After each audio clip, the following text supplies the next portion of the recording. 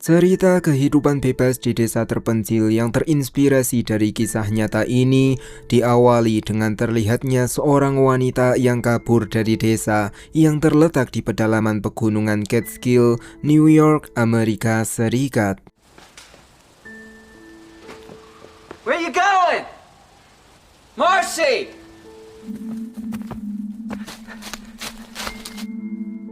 Malamnya pimpinan di desa itu sangat dihormati dan disegani. Dia adalah Patrick, sang pendiri sekte di desa. Ada peraturan yang tak tertulis, yaitu pria selalu makan duluan, sedangkan wanita harus makan makanan sisa para pria. Lalu kita difokuskan ke seorang wanita yang aslinya bernama Martha. Dia deg-degan saat ada yang memanggilnya Marty. Siapa saja yang memanggil Martha dengan nama Marty, pasti dia anggota sekte. Watts, seorang anggota sekte pun mengutarakan tujuannya, yaitu ia membujuk Marty pulang ke sektenya Patrick dengan cara yang intimidatif. Tapi Marty gak mau. Dan di restoran itu justru terjadi sebuah kekontrasan. Biasanya di sekte para wanita yang menghabiskan makanan sisa, namun kali ini justru Watts yang memakan makanan sisanya Marty. No?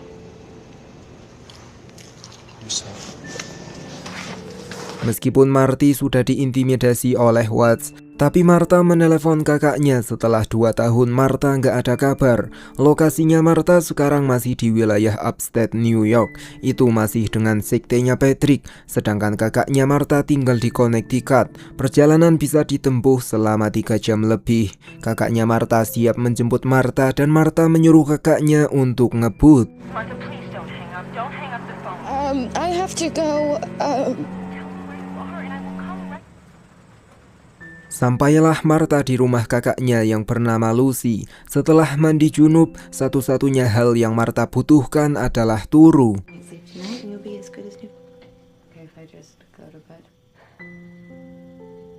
Pulanglah suaminya Lucy yang bernama Ted. Ted ikut senang karena Martha ada kabar. Lucy bercerita kalau tadi Martha cuma bilang punya pacar di Catskill, namun hubungan mereka kini sudah kandas. They were living in the Catskills. She seems okay. He's here now. Lalu Lucy dan Ted memberitahukan Martha kalau Ted sedang membangun apartemen. Nanti saat udah jadi, Martha bisa tinggal di situ gratis tis-tis. Martha pun cuek-cuek aja dan menunjukkan sikap tidak tahu berterima kasih. Kita pun dibawa flashback saat Martha baru masuk sektenya Patrick. Saat Martha sedang di sekte, kita panggil dia Marty. Saat Martha sedang bersama kakaknya, kita panggil dengan nama aslinya. Di situ Marty melihat kedekatan Zoe dan Patrick. Patrick juga menyuruh Zoe merawat Marty dengan baik. Marty yang mendengar itu pun semakin yakin kalau sekte yang dipimpin oleh Patrick adalah satu-satunya sekte terbaik.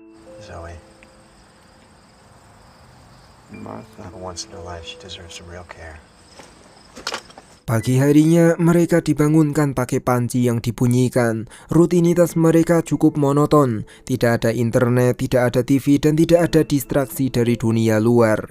Seorang tangan kanannya Patrick yang bernama Katie juga sangat ramah dan sopan kepada Martha.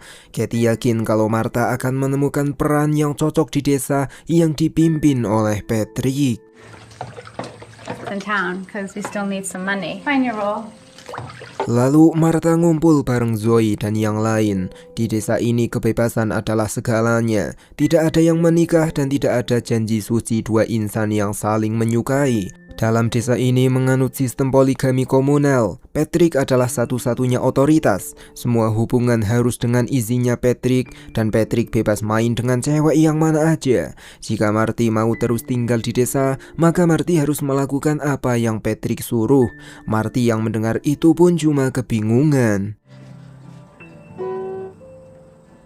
Di masa kini, Martha diajak berenang Ted di danau pinggir rumah. Martha malah langsung membuka semua bajunya dan tidak malu dengan siapapun. Lucy pun menegur Martha yang tidak sopan, sedangkan Martha merasa kalau dirinya gak salah. Get out of the water! Get out. People come by. You just... Jesus. Lalu Lucy yang baru aja belanja dari KDMP memberikan minuman dan makanan untuk Martha. Tapi Martha kayak nggak sopan karena nangkring di meja dapur, udah kayak anak yang baru megawe. Lucy pun menegur tingkah lakunya Martha. Namun Martha malah nanya mengapa rumah Lucy dan Ted sangat besar. Memiliki rumah luas yang cuma dihuni 2 orang, menurut Martha itu adalah sifat rakus. House so big.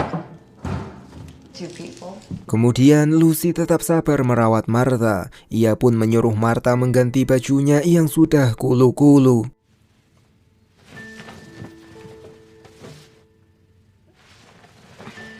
Flashback lagi saat Marty digarap Patrick dengan doktrin pembersihan jiwa. Dalam Kristen ada baptis, dalam Islam ada mengucap syahadat supaya orang itu bersih dari segala dosa yang telah ia lakukan. Sedangkan dalam sektenya Patrick, orang itu harus melakukan usluk-usluk dengan Patrick. Katie juga bilang kalau adegan tadi adalah sebuah kebaikan, dan semua wanita pernah merasakan pembersihan yang dilakukan oleh Patrick. Each other very much.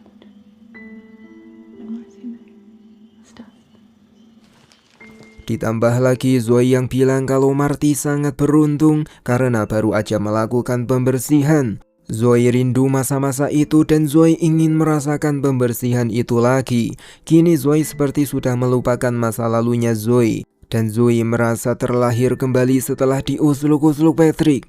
Tujuan pembersihan itu supaya melupakan masa lalu dan racun di dalam pikiran. The past and the toxins. Lalu mereka ngumpul sambil dengerin Patrick yang main gitar. Ini selaras dengan kisah nyata keluarga Manson family yang terjadi pada tahun 1960-an. Calling line, Setelah itu Marty udah kemakan doktrinnya Zoe. Tanpa alasan yang jelas, Marty mulai mendekati Patrick dengan sendirinya. Patrick pun tak mau menyia-nyiakan makanan yang datang sendiri. Di masa kini, Martha bantu-bantu bersihin rumah. Lucy sedang keluar. Ted teringat dengan kata-katanya Mark Twain. Bepergian adalah penghancur prasangka buruk, kebencian, dan pikiran sempit. Ted pun mengajak Martha nyari angin.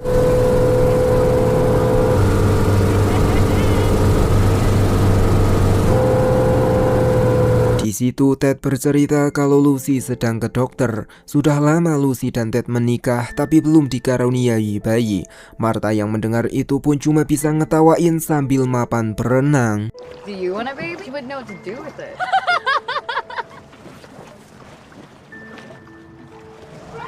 Malamnya Martha nggak merem tidur. Ia juga mendengar suara usluk-usluk di kamarnya Lucy. Tanpa malu Martha masuk ke kamar dan rebahan di samping mereka yang sedang bereproduksi. Martha, what are you doing? Oh, it's a big bed. You guys are on the other side. Paginya Ted mengeluh kepada Lucy dan mulai menganggap Martha sebagai beban. Ditambah lagi dengan perilakunya Martha yang kayak sinting. Martha yang mendengar itu dari kamar pun cuma bisa pura-pura masih tidur. It's complicated. Siangnya Lucy mulai menggali tentang Martha. Dilihat dari kuping Martha yang memar, dan saat menelepon Lucy, Martha sangat histeris. Lucy menduga kalau pacarnya Martha melakukan kekerasan, tapi Martha tidak mengakui itu. Martha justru bilang kalau Martha emang sengaja meninggalkan dia. You had a bruise. He never hit me. Dan flashback lagi saat mereka sedang bercocok tanam. Jauh dari kota membuat mereka mandiri pangan. Patrick kembali membawa gadis yang diketahui namanya Sarah. Marty yang sudah dipercaya oleh Patrick dan Katie, ia pun ditugaskan untuk mendoktrin Sarah. Marty membawa Sarah ke tempat bayi. Marty bilang kalau bayi ini adalah anaknya Patrick dan Katie. Loh, nggak menikah kok udah punya bayi? Family, huh? Do you want to hold her? No, is Patrick the father? Who's the mother? Lalu Marty memastikan apakah Sarah akan mengabari orang tuanya atau tidak. Sarah pun meyakinkan mereka kalau ia tidak akan mengabari ortunya. Lalu dari sinilah Patrick mengganti namanya Sarah jadi Sally. Setelah itu Sally sudah memakai jubah putih. Kalian tahu sendiri kalau wanita pakai jubah putih di sini pasti akan dibersihkan oleh Patrick. Marty yang dulunya korban pun sekarang jadi pelaku doktrin. Ia memberikan wedang jahe kepada Sally supaya Sally rileks. Marty juga bilang kalau apa yang akan dilakukan Sally adalah suatu hal yang sangat baik dan spesial. Yeah, this is your special night with him. Di masa kini, Martha membuat wedang jahe sambil teringat masa lalu. Ia pun meminumnya sampai rileks. Bahkan di pagi harinya saat terbangun karena ngompol, ia baru sadar kalau ia tidak tidur di kamar. Lalu Lucy dan Martha bercerita tentang masa lalu.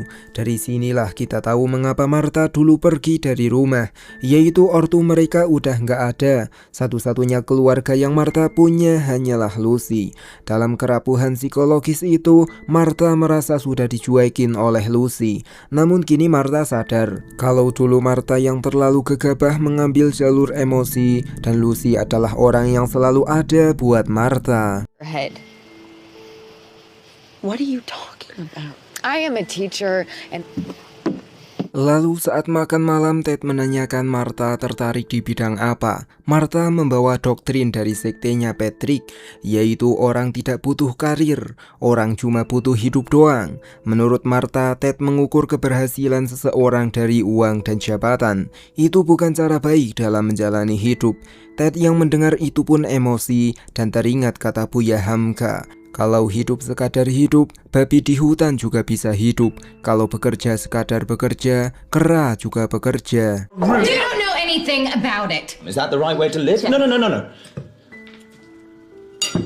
Setelah itu, Martha menjawab panggilan dari Zoe. Tanpa sadar, Martha masih ingat doktrin Patrick, yaitu setiap menjawab telepon, semua wanita harus mengaku Marlene. Martha pun mengaku kalau namanya Marlene. Seketika Zoe mengabarkan kalau Patrick dan yang lain sudah beberapa hari tidak berada di desa.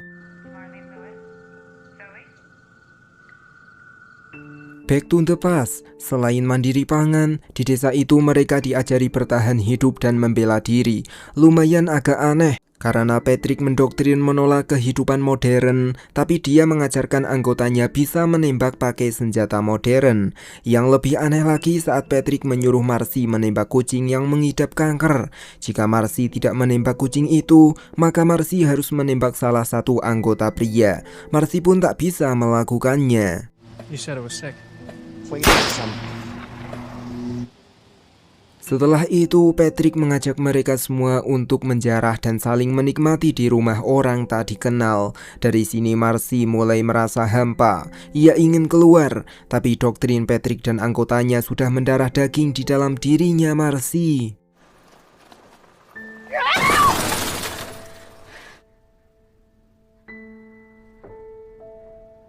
Lalu mereka pindah rumah.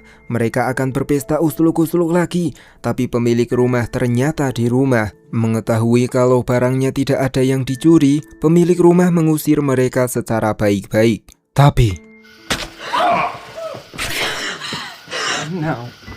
di pagi harinya mereka tak punya rasa penyesalan atas apa yang sudah mereka lakukan semalam. Ada wanita yang menelepon Watts. Watts pun akan kencan dengannya nanti malam. Dari sini kita tahu kalau sistem di sekte ini mirip dengan sistem multi-level marketing. Sure, let's do it. I'll be around there on Friday. Marcy merasa nggak betah. Ia hanya cerita kepada Zoe. Tapi Zoe cepuin Marcy. Patrick pun langsung mengintimidasi Marcy supaya Marcy tetap bahagia di desanya. Tapi di pagi harinya Marty kabur. Di masa sekarang, Ted dan Lucy mengadakan pesta. Martha melihat bartender yang mirip dengan pria anggota sekte. Martha pun langsung ketakutan.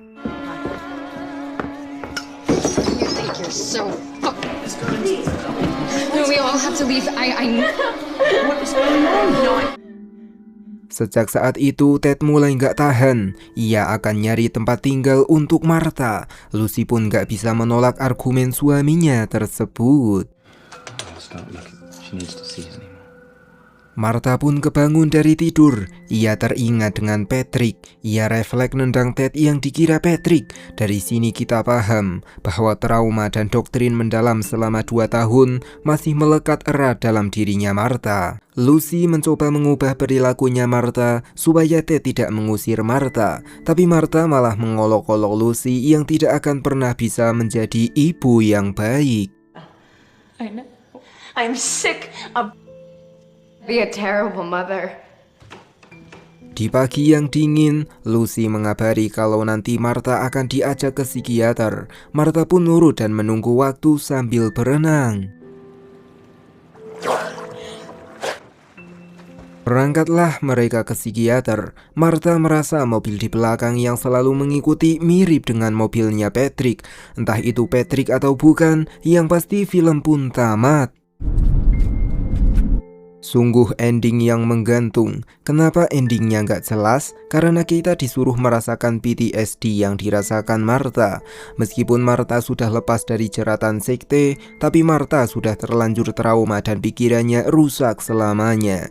Film ini terinspirasi dari kisah nyata Manson Family pada tahun 1960-an di Amerika. Kultus Manson mengumpulkan anak-anak muda yang tersesat atau memiliki masalah keluarga, memberikan nama baru untuk menghapus identitas lama. Kenapa ada yang tergiur masuk ke sekte? Ya gimana nggak tergiur kalau menggunakan doktrin kebebasan pemberontakan sosial untuk melegalkan kekerasan, pencurian dan peruhahan sepuasnya. Digambarkan Patrick mendoktrin para pengikutnya untuk membenci masyarakat modern, materialisme, dan kapitalisme. Mereka hidup secara komunal di sebuah pertanian terisolasi, merasa suci dan menanam makanan sendiri karena hidup terlepas dari sistem dunia luar. Kesimpulannya adalah, ketika seseorang sudah masuk dalam lubang berjalan, tidak mudah bagi seseorang itu untuk keluar begitu saja. Kalaupun dia bisa keluar, efek dan traumanya tidak bisa menghilang begitu saja. Saya admin Nganu Film pamit undur diri, sampai ketemu di cerita film berikutnya. See you and thank you. Clean some